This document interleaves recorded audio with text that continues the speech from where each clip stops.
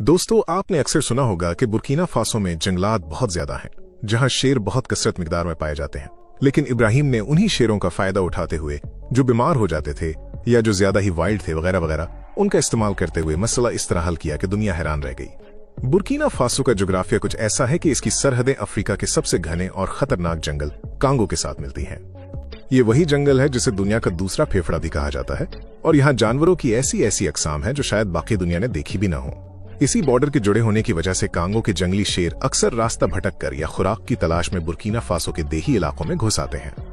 आम हालात में अगर किसी शहर या गांव में शेर आ जाए तो वहां कर्फ्यू लग जाता है, लोग घरों में कैद हो जाते हैं और हुकूमत मशीनरी हरकत में आ जाती है। लेकिन बुर्किना फासो के इन इलाकों में ऐसा नहीं होता। वहां के मुकामी लोगों के लिए शेर का नजर आ जाना उतना ही मामूली है जितना हमारे लिए गली में आवारा कुत्ते का फिरना। मुकामी लोगों ने देखा कि अगर हम इन शेरों को छेड़े नहीं और उन्हें पेट भरने के लिए कुछ न कुछ देते रहें तो ये हमें नुकसान नहीं पहुंचाते। आहिस्ता आहिस्ता ये ताल्लुक इतना गहरा हो गया कि लोग अपने घरों के अहातों में शेर पालने लगे। लेकिन कहानी का असल रुख उस वक्त बदलता है जब इब्राहिम की एंट्री होती है। इब्राहिम बाकी लोगों की तरह सिर्फ जानवर पालने या खेती बाड़ी करने वाला आम सोच का मालिक नहीं था। उसकी नजर वहां थी जहां किसी और की नहीं गई। इब्राहिम ने एक बहुत अजीब और अहम मसला नोट किया। उसने देखा कि जो शेर मुकामी लोग पालते हैं या जो जंगल से आते हैं, उनमें दो तरह के शेर ऐसे हैं जो बोझ बन जाते हैं। एक वो जो बीमार हो जाते हैं, बूढ़े हो जाते हैं या किसी लड़ाई में जख्मी होकर अपाहिज हो जाते हैं। ऐसे शेर अब शिकार के काबिल नहीं रहते और उनके मालिकों के लिए उन्हें मुफ्त का गोश्त खिलाना एक मुसीबत बन जाता है। दूसरी किस्म उन शेरों की थी जो हद से ज्यादा वहशी और पागलपन की हद तक गुस्सैल थे। इन शेरों को सिधाया नहीं जा सकता था और ये किसी भी वक्त अपने मालिक को फाड़ सकते थे। आमतौर पर लोग इन दोनों किस्म के शेरों को या तो मार देते थे या जंगल में मरने के लिए छोड़ देते थे। इब्राहिम ने ये सब देखा और सोचा कि क्या वाकई ये वेस्ट हैं? क्या इनका कोई इस्तेमाल नहीं? उसके जहन में एक ऐसा बिजनेस आइडिया आया जो सुनने में पागलपन लगता था, लेकिन उसके नताइज ने दुनिया हिला दी। उसने सोचा कि शेर की असल ताकत उसका पंजा और उसका गुस्सा है। अगर वो इन बीमार और पागल शेरों के गुस्से को किसी प्रोडक्ट पर उतार सके तो वो इसे बेच सकता है। इब्राहिम ने इन बेकार समझे जाने वाले शेरों को इकट्ठा करना शुरू किया। उसने एक बहुत बड़ा अहाता बनाया जिसे आप एक अनोखी फैक्ट्री कह सकते हैं। इस फैक्ट्री में कोई भारी मशीनरी नहीं थी, कोई स्मोक चिमनियां नहीं थी, बस ऊंची दीवारें और मजबूत पिंजरे थे। उसने मुकामी लोगों से वो शेर खरीदे या मुफ्त में ले लिए जिनसे वो जान छुड़ाना चाहते थे। बीमार शेर इसलिए काम के थे क्योंकि बीमारी और तकलीफ की वजह से वो चिड़चिड़े रहते थे और हर चीज पर पंजे मारते थे। पागल शेर इसलिए काम के थे क्योंकि उनका हमला इंतहाई शदीद और गहरा होता था। इब्राहिम ने अपना खाम माल रॉ मटेरियल मंगवाना शुरू किया। ये खाम माल दुनिया का महंगा तरीन चमड़ा था। उसने मगरमच्छ, शुतुरमुर्ग और आला नस्ल की भैंसों का चमड़ा, जिसे लेदर इंडस्ट्री में प्रीमियम ग्रेड कहा जाता है, इंपोर्ट किया। अब अमल कुछ यूं शुरू होता कि इब्राहिम और उसकी टीम इन महंगी चमड़े की शीट्स को लकड़ी के तख्तों पर चढ़ाते और फिर उन्हें इन शेरों के सामने फेंक देते। यहाँ एक नफ्सियाती खेल खेला जाता है। अगर शेर के सामने सिर्फ चमड़ा रख दिया जाए तो शायद वो इसे सूंघ कर छोड़ दे, लेकिन इब्राहिम ने इन शेरों की फितरत को समझा। वो इन शेरों को उकसाते, उन्हें भूखा रखते या गोश्त का टुकड़ा चमड़े के पीछे छुपाते। जब शेर को गुस्सा आता या वो गोश्त हासिल करने की कोशिश करता तो वो अपने पूरे जोर से इस चमड़े पर पंजा मारता। एक शेर के पंजे में कुदरत ने जो ताकत रखी है वो किसी हाइड्रोलिक प्रेस मशीन से कम नहीं।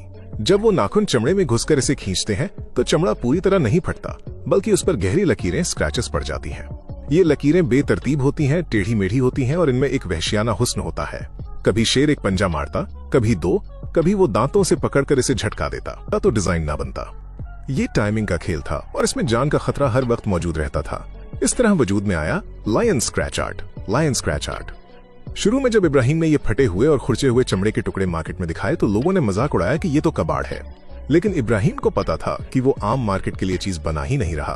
उसका ग्राहक वो तबका है जो चीज की अफादियत नहीं बल्कि उसकी इनफरादियत देखता है। उसने अपनी मार्केटिंग का रुख दुनिया के अमीर तरीन लोगों की तरफ मोड़ दिया। उसने ये बयानिया बनाया कि देखिए, पेंटिंग तो कोई भी आर्टिस्ट ब्रश से बना सकता है, मशीन से प्रिंट निकल सकते हैं, लेकिन ये जो डिजाइन है ये कुदरत के सबसे ताकतवर दरिंदे के गुस्से का निशान है। ये वो लम्हा है जो चमड़े पर कैद हो गया है। दुनिया का कोई दूसरा शेर हूबहू ऐसा निशान दोबारा नहीं लगा सकता। ये बात अमीरों के दिल को लग गई। बीमार और वाइल्ड शेरों की खिदमत होने लगी। वो शेर जो कल तक बोझ थे अब सोने का अंडा देने वाली मुर्गी बन चुके थे। इब्राहिम ने देखा कि कौन सा शेर किस तरह का डिजाइन बनाता है। कुछ शेर जो बूढ़े थे वो सुस्त रवि से पंजा मारते जिससे चमड़े पर हल्की और नफीस खराशें आती। इसे सॉफ्ट आर्ट का नाम दिया गया। जो शेर जवान और पागल थे वो चमड़े को बुरी तरह उधेड़ देते जिससे गहरा और उभरा हुआ टेक्सचर बनता। इसे हार्डकोर आर्ट कहा गया और इसकी कीमत सबसे ज्यादा रखी गई। इब्राहिम ने बाकायदा कैटलॉग बना लिए। उसने हर आर्ट पीस को एक नाम दिया, जैसे कि जंगल का गजब, खूनी शाम या आखिरी हमला। ये नाम खरीदारों को अपनी तरफ खींचते थे। अब जरा खरीदारों की बात करते हैं। एलन मस्क, जो टेक्नोलॉजी और जिद्दत के दीवाने हैं, उनके जैसे लोगों के लिए ये आर्ट पीस एक इनोवेशन है। वो देखते हैं कि किस तरह एक डिस्ट्रक्टिव अमल को क्रिएटिव अमल में बदला गया। इसी तरह डोनाल्ड ट्रंप जैसे लोग जो अपनी जिंदगी और सियासत में ताकत और दबदबे के कायल हैं, उनके लिए शेर का ये काम उनकी अपनी शख्सियत का आईनादार है। जब वो अपनी न्यूयॉर्क या फ्लोरिडा की हवेलियों में मेहमानों को बुलाते हैं और दीवार पर लगा ये आर्ट दिखाते हैं, तो वो फख्र से बताते हैं कि ये किसी दुकान से नहीं खरीदा गया, बल्कि खुसूसी तौर पर बुर्किना फासो के जंगलों से तैयार करवाकर मंगवाया गया है। ये चीज उनके ईगो को तस्कीन देती है। इसके अलावा अरब शयूख, हॉलीवुड के बड़े सितारे और यूरोप के कदीम अमीर खानदान भी इब्राहिम के क्लाइंट्स लिस्ट में शामिल हैं। ये लोग लाखों डॉलर सिर्फ इस बात के देते हैं कि उनके पास जो चीज है वो दुनिया में किसी और के पास नहीं है। इस कारोबार में इत्मीनान और यकीन सबसे अहम चीज है। चूंकि दुनिया में धोखेबाज बहुत हैं जो खुद चाकू या मशीन से निशान लगाकर कह सकते हैं कि ये शेर ने किया है, इसलिए इब्राहिम ने सबूत का निजाम मुतारिफ करवाया। जब कोई बड़ा क्लाइंट ऑर्डर देता है तो उसके लिए एक मुख्तस चमड़ा मुंतखब किया जाता है। इस चमड़े पर एक सीरियल नंबर या क्लाइंट का नाम लिखा जाता है। फिर कैमरे ऑन किए जाते हैं और इस मुख्तस चमड़े को शेर के पिंजरे में डाला जाता है। वीडियो रिकॉर्ड की जाती है कि किस तरह शेर उस पर हमला कर रहा है। ये वीडियो उस आर्ट पीस के साथ क्लाइंट को भेजी जाती है। ये वीडियो इस बात की हतमी सनद होती है कि ये आर्ट असली है। इस वीडियो प्रूफ ने इब्राहिम के बिजनेस को 4 चांद लगा दिए। अब कोई शक की गुंजाइश नहीं रही थी। ये वीडियो खुद एक डिजिटल असेट बन जाती है जिसे क्लाइंट सोशल मीडिया पर लगाकर वाह वाह समेटता है। इस इंडस्ट्री का असर बुर्किना फासो के मुकामी लोगों पर भी बहुत गहरा पड़ा। वो इलाका जो गुर्बत और पसमानदगी का शिकार था, वहाँ रोजगार के नए दरवाजे खुल गए।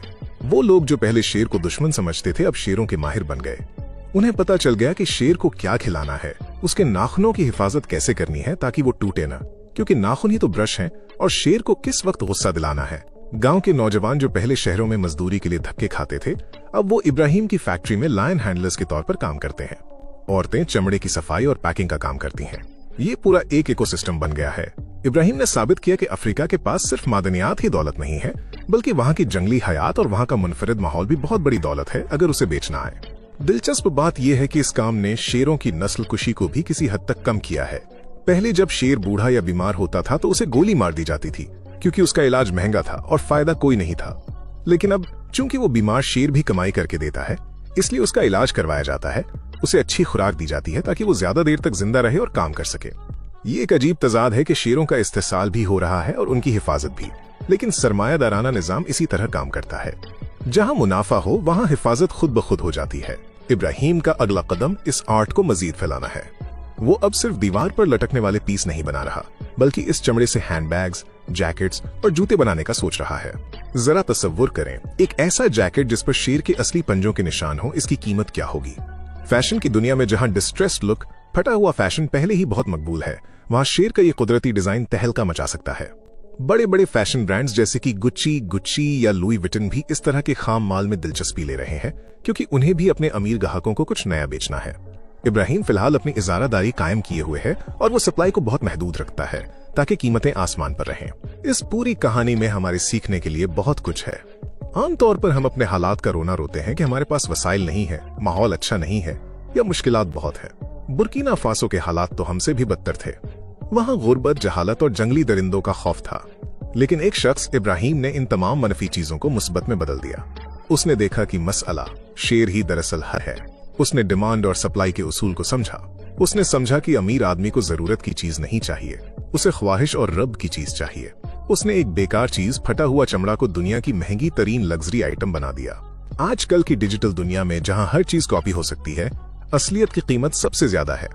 शेर का ये स्क्रैच आर्ट इसलिए महंगा नहीं है कि ये खूबसूरत है, बल्कि इसलिए महंगा है कि ये रियल है। इसमें मौत का खौफ और जिंदगी की जंग छुपी हुई है। जब कोई शख्स इस आर्ट पीस को देखता है तो उसे लाशऊरी तौर पर जंगल की वहशत महसूस होती है और यही एहसास बिकता है। इब्राहिम ट्रावरे ने हमें सिखाया है कि बिजनेस करने के लिए आपको न्यूयॉर्क या लंदन में होने की जरूरत नहीं। आप कांगो के जंगल के किनारे बैठकर भी दुनिया को अपनी प्रोडक्ट बेच सकते हैं। शर्त सिर्फ ये है कि आपका आइडिया जानदार हो और आपको उसे बेचने का फन आता हो। तो दोस्तों, ये थी बुर्किना फासो के इन शेरों और इब्राहिम के दिमाग की कहानी, जिसने साबित कर दिया कि दुनिया में कोई चीज फालतू नहीं होती, बस उसका सही इस्तेमाल ढूंढने की देर है।